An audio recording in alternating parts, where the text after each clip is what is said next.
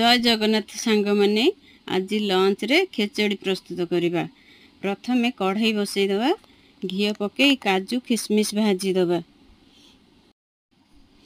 काजू किशमिश भाजी हला परे काढ़ी दबा।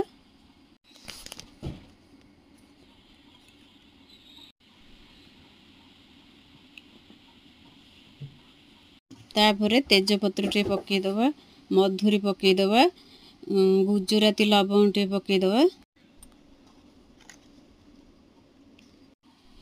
तो भाजी दबा। चाउल धोईकिरी चाउल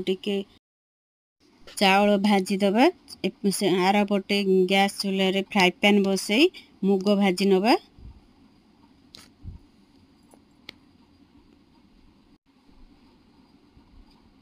मुग हो गला धोईकिरी चाउल रे पके दबा मुग। हळदी गोटे चामच पके दबा। 2 ग्लास पानी दे दबा। गोटे ग्लास खीर दे दबा।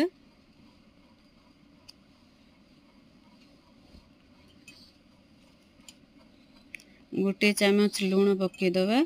3 चामच चीनी पके दबा। नड़िया कोरा ही रखी दबा हाफ बाउल पके दबा।